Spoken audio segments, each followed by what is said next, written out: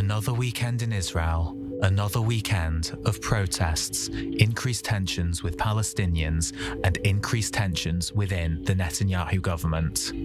For the 18th week in a row, thousands of protesters rallied across Israel on Saturday evening against the government's plans to overhaul the judicial system. The legislation was postponed before the Passover break last month in order to cool tensions in Israel, but Justice Minister Yariv Levin is trying to garner as much support as possible, reportedly crossing political boundaries to get Islamist party Ra'am on his side. But this government has had a tricky week, revolving around one of its most controversial members.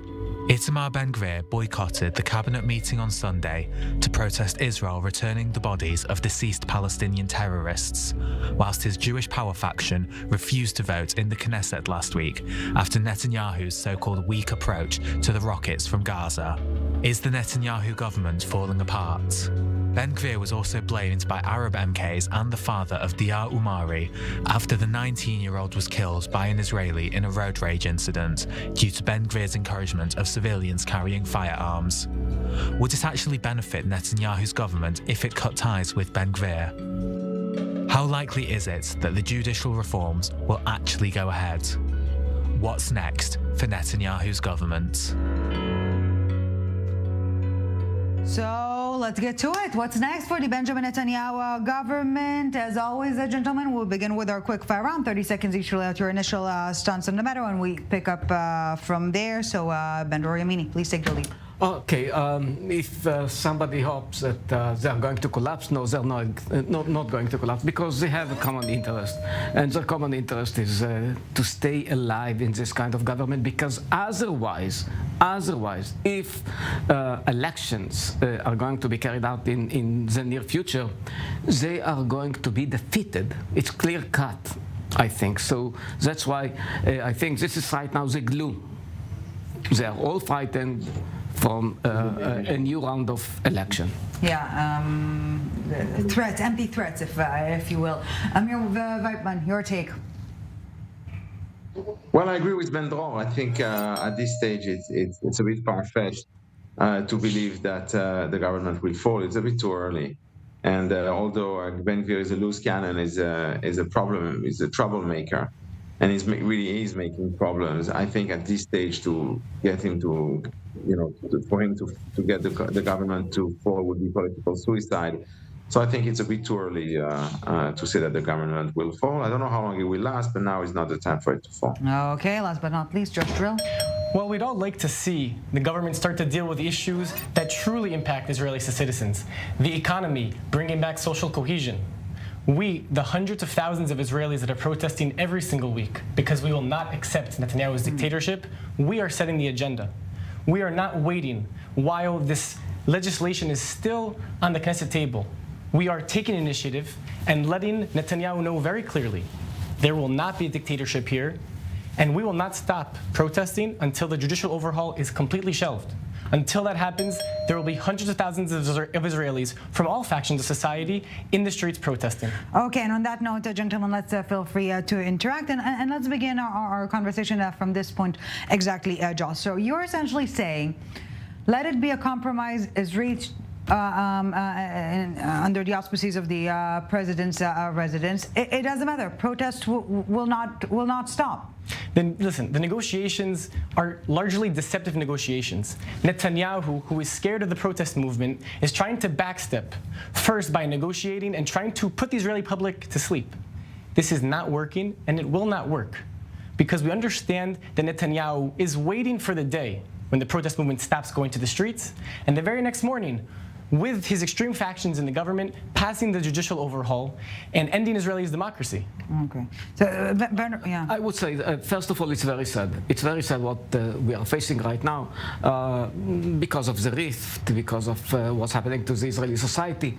That's one thing. Second thing, we have to bear in mind, we need a judicial reform. We do not need the reform or the judicial overhaul that was presented by Levin and Rothman. No, it's not what we need. Right. But we need something.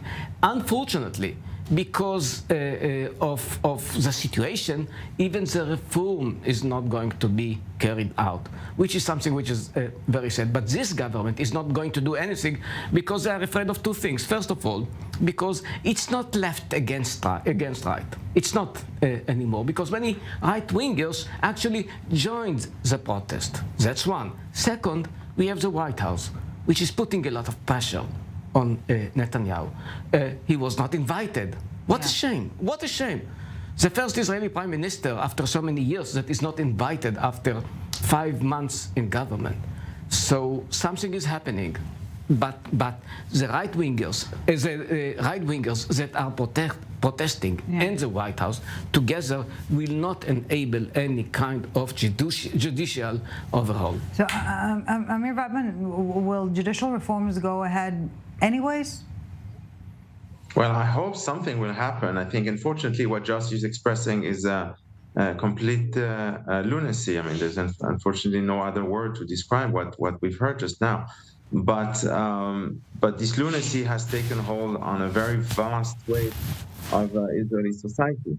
And yes, it's a problem. It's a problem because once people convince themselves that what is at the end of the day a long-awaited and constitutional reorganization of who holds the power in the Knesset in this country, whether it is it's the people really through its elected officials or a bunch of unelected judges. This needs to change.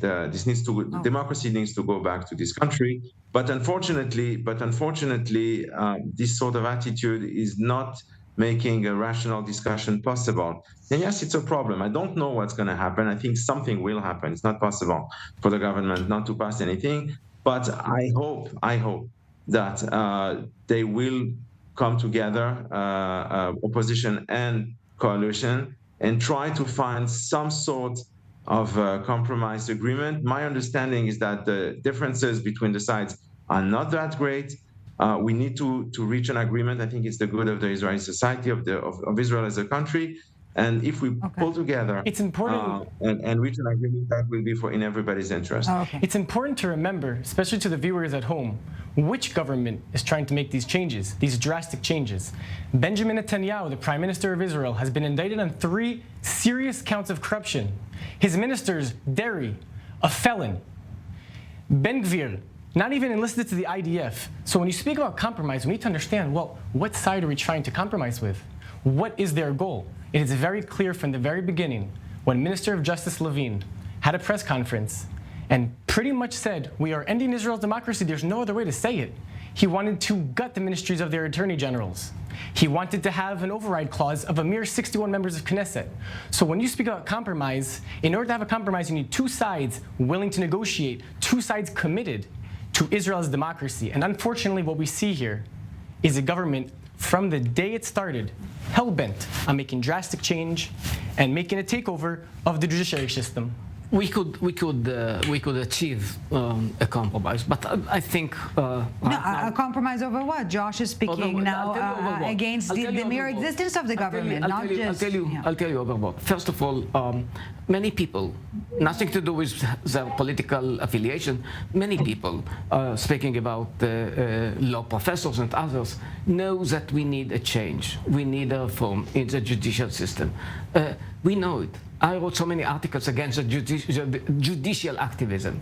We need a reform. Right now, it's not going to happen because sometimes, and in Hebrew, there is a sentence saying, "Tafasta merube lo tafasta." If you wanted to get too much, then you get nothing, and that's where we are right now. You can't have the cake. Eat the cake and have it.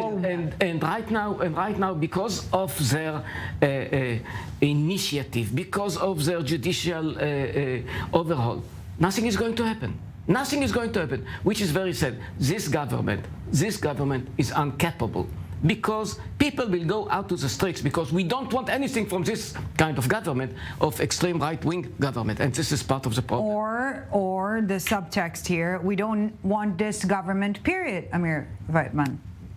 Yeah, I think you said it completely right. I think Josh has I'm not sure even how much he understands anyway about the issues at stake. But the issues at stake are really completely irrelevant to what he's been saying since the beginning of this interview. He's got an issue with the people forming the government. What exactly? Essentially, we could be saying that now it's 9:30 p.m. and we could be saying that outside it's the night, and he would say no. And I could say tomorrow during the day it's going to be very nice to say, but please present what I said that is so ludicrous in your opinion. The reality is that pretty much what we are going to say in terms of content is clearly irrelevant. He does not believe anything that comes out of my mouth, of anybody's mouth from the government. He's got zero confidence in the government, full stop. So it's really irrelevant. So we're not talking really about a discussion on the issues. We're talking about Josh and his people essentially refusing. They're not my people. Refusing. This is what you have to understand. Of the ballot, which was made 6 months ago. That's reality. There's nothing else. You need to understand here that this is a grassroots, spontaneous mass movement that will not allow Netanyahu to turn Israel into a dictatorship. You need to understand that this is not anyone's people. No one here is leading. This is from the people, by the people. Left-wings and right-wingers. And secular and the settlements. Israelis that are saying to Netanyahu, no. Let me tell you something. We had something like 150 law drafts. You know what? We counted them. We looked at them. Not even one of them is for the benefit of the society. Not even one of them. Which means that this government is serving only, but only, the two extreme blocks, which mean ultra-Orthodox and extreme right-wingers. They are not serving even the Likud voters. And people from the Likud, people who voted for the Likud, they are totally disappointed from this government because they did nothing for the people. They did nothing for the people who voted for them. So what we're talking about... So should negotiations continue? If neither side is trusting the negotiations, why keep on the facade? It's not a real negotiation. I mean, it could be. So what, are we buying time? Opposition leader Lapid and member of Knesset Gantz need to set a deadline for 1 week where they can negotiate and discuss the Judicial Selection Committee. There needs to be a deadline, because if there is not a deadline, this just allows Netanyahu to continue the negotiations and deadline try to or what? What's the ultimatum here? What happens at the end of the deadline? A complete shelving of the judicial coup. No, they will not do. No, they will not legislate. Let me make it clear. They are not going to legislate. I mean, they have the majority. I hope you're correct. No, I'll tell you. Hundreds of thousands of Israelis hope that you were correct. I'll tell you one more thing. I mean, even in the Likud, it was expressed by the Likud members, Knesset members. We do not even have the majority in the Likud. The very moment that he will put his initiative on the table, his legislation, he will not have the majority. And on the flip side of it, there is a consensus that there is a need to a judicial reform, something that was not the situation before. We are taking a short break, but continuing right after. Don't go anywhere. A few minutes, and we're back with the summit. Welcome back to the summit. Still with us, senior journalist for the Tachano Daily, Ben-Dror Yemini, spokesperson for the national protest movement, Josh Drill, and head of the Libertarian Caucus for the Likud Party, Amir Weitmann. Thank you, gentlemen, very much for staying with us. We're, of course, also staying on topic. But before we get back to our conversation, with all due respect to politics, terror and counterterrorism waits for no one and for nothing. So this is what the premier had to say in today's cabinet meeting. I praise the security forces for killing the terrorists who carried out the shooting attack in Avnei Hefetz. And this comes after the killing of the terrorists who murdered Lucy, Maya, and Rina D. Blessed be their memory. Since the beginning of the year, we have foiled and arrested over 110 terrorists. This is a record number. Thwarting these attacks involves complex operations, including entering the heart of the cities, with minimal damage to our forces and those not involved. Okay, gentlemen, let's get to it. Dubbed the most right-wing government in the history of right-wing governments ever. Bottom line, has the Netanyahu crackdown on terror, the Netanyahu government crackdown on terror been successful? Another quick fire round, and we pick it up from there. Amir Weitmann, please take the lead. Well, it's really funny, first of all, because every single government led by Netanyahu is depicted as the most right-wing government ever. I've heard this ludicrous idea for the past 30 years probably. It's ridiculous. It's not more right-wing than any other of the other governments that they were here. Now, whether the crackdown has been successful, time will tell. It's not the first time that we've inherited a difficult situation. I hope over the next months we will succeed. Josh Drill. Rabbi Kahana, who Ben-Gvir is a disciple, when the Likud were in the Knesset and Kahana would speak, they would leave the Knesset because of these extreme ultra-nationalist ideologies that are Jewish supremacist in their essence. You saying that this is not the most right-wing government is just a plain lie. This is the most ultra-nationalist right-wing that this government has ever had. And if you ask about a crackdown, what crackdown? The government has no time to deal with the issues that are actually affecting Israeli citizens. The economy, security. Ben-Gvir, who didn't spend a day in the IDF, has found himself in charge of Israel's security and does not know what he's doing. We'll put a stop right here and continue in a second. We cannot deny that this government is a total failure. I mean, 4 months and you don't see any kind of achievement, not in security, not in economy, not in any other field. And it's unfortunate. I mean, I'm not glad about it. I wish that Mr. Weitmann is right and that in the next month it's going to be much better. I hope. I'm an Israeli. I'm not against the government. I'm against the failures of this government. I'm against this policy, of course, but I want them to succeed. I want them, but it's not working. It's not working, and there are reasons why it's not working, because they are occupied totally by two extreme blocks, ultra-Orthodox and extreme right. Okay, and let's feel free to interact from this point onwards. And what can we say? Itamar Ben-Gvir, National Security Minister, the man of many hours, not of just of this hour, and another saga that has to do with him today. He is slated to represent the government on Europe Day, taking place later on this week. Many, including some European diplomats, saying a poke in the eye. Is it a deliberate or an unfortunate provocation? Provocation that appears to be something in consensus. It's a very good question, because we don't know anymore. We just don't know. What are they doing? I mean, Mai Golan to the Israeli consulate in New York. I mean, what are you doing? I mean, what happened to Netanyahu? All his decisions are a total failure. I mean, one by one. We used to say that he is a political genius some years ago. But right now, it looks like that whatever he is doing is a total failure. It's Ben-Gvir, it's the ultra-Orthodox bloc, it's all his appointments. It's his big flag, which is the judicial overhaul. Failure and failure and failure, again and again. And of course, it makes me sad as an Israeli patriot and Zionist.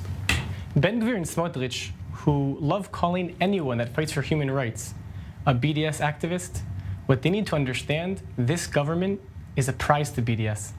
This government is showing the worst, most extreme parts of our society and is ruining Israel's name in the international media. I speak to journalists, international journalists, on a weekly basis. And what they tell me is, listen, people are starting to think about Israel differently. Why? It's because of these extreme ministers. Let's be honest, BDS never liked Israel, no matter who what they're doing right now. But what they're doing right now, where there could be ministers that are actually actively working to fight BDS, this government has no legroom to work to explain. This government is a disaster for Israel's economy, it's a disaster for our security, and it's a disaster for our international relations.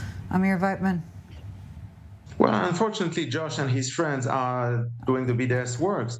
They have been talking for the past 4 or 5 months about the government destroying democracy, which is, again, it's ludicrous. There's not even any basis in reality for what they've been saying. And they have been making the BDS work very easy, because they have been on a campaign which he has said even a few minutes ago, that Israel is destroying democracy and all these ridiculous claims. So it's very difficult to come and essentially badmouth Israel in every single interview and in every single discussion you have on international media and on local media, and then say, "Oh, look at those, the government. They're destroying they are destroying Israel's image." Okay, first of all, is going. I didn't interrupt. Please let me finish. No, we encourage interaction. Yeah. Please. If these people are going to say on every single interview that we are destroying democracy, then lo and behold, some people are going to believe it. Israel's economy, which the damage to it is not me saying it. These are the world's top economic experts, Moody, and additional organizations that are saying Israel's economy is being hurt. The government, and the government alone, is responsible for the consequences for this attempted judicial overhaul. You're blaming the protesters is out of place. You're blaming the protesters is out of place. The government needs to take responsibility. Let me tell you two things. First, I'm coming from a speaking tour in the United States, and let me tell you something. If something saved the image of Israel, it's the demonstrations. I have to admit it. It's not that I always agree with whatever has been said in the demonstrations, but when I spoke to the people, the only hope that they did, I'm speaking about Jewish communities who support Israel. I'm speaking about people from the IAC, and I guess you know what I'm talking about, the Israeli American Consul, and so on. Wait. Yes, No, they are, come on, IAC, they are considered to be right-wingers, come on. And you are blaming them too, come on. And their hope, and I spoke to people of the ISC, and they were so happy that at least, we have demonstrations in Israel in order to strengthen the democracy. So that's one. Second, what BDS? BDS is about one-state solution. Who is in favor of one-state solution? We know exactly, the extreme right. And this government is completely right-wing and extreme right-winger. I mean, so which means BDS and the extreme right, they are actually serving the very same purpose, which means one-state solution. And now BDS is against every government. No, please don't interrupt me. No, BDS is against every government, but this government, extreme right government, which is controlled by Ben-Gvir and Smotrich, they are the best gift that had ever been given to the BDS. Amir Weitmann. Well, I've heard this sort of stuff for the past literally 30 or 40 years. It was the same in the 80s when Shamir was in power. It was in the same when Begin was in power. It was the same when Netanyahu was in power for all these years. It was even the same when Sharon was in power at the beginning. We've heard that for decades now. It's tiring, to be fair. Okay, Josh Drill, 20 seconds left, even less. Wrap it up for us. I think Ben-Dror said it well. This government is truly a gift to BDS. You look at what America, and the polls say it for themselves, a majority of Democrats are now define themselves as more pro-Palestinian. This government is having disastrous effects, and you can continue saying ludicrous and this and that. Look at the facts on the ground. Look at what negotiations, solution, nowhere in sight. That's the bottom line.